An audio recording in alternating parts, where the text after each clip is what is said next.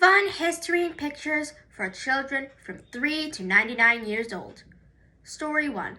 Christopher Columbus. Christopher Columbus was born in Italy in 1451 and was trained in Portugal. Christopher thought that he could reach India faster if he sailed west. So Christopher Columbus convinced King Ferdinand and Queen Isabella of Spain to sponsor him. Sponsor means to give money for his voyage.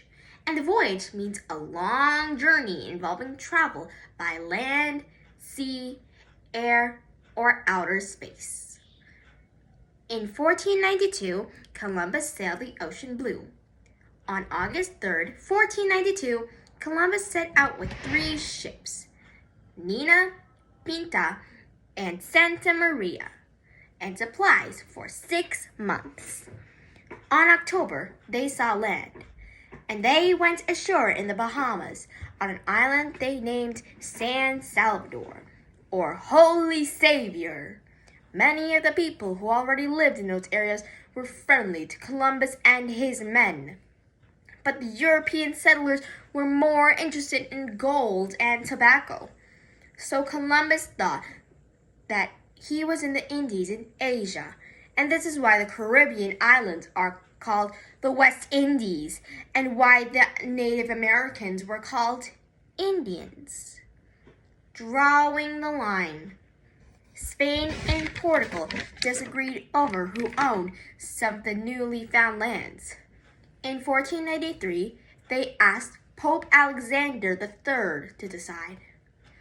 So Pope Alexander drew a line of demarcation, from top to the bottom, giving everything to the west of it to Spain and everything to the east to Portugal. Spain got almost all of it except Brazil, which is why Portuguese, not Spanish, is spoken in Brazil now. In 1494, the line was moved a bit. In 1502, Amerigo Vespucci sailed along the coast of South America. He was the one who realized he was not in Asia. So a German map maker labeled the new land America in his honor. The Colombian Exchange. Things like corn, tobacco, cocoa, and potatoes didn't exist elsewhere until they were brought back from the Americans. In return, the Europeans brought wheat, barley, grapes, onions, as well as cattle, pigs, and horses to America. The diseases such as smallpox, measles, and the flu were common in Europe, but the Native Americans didn't have immunity.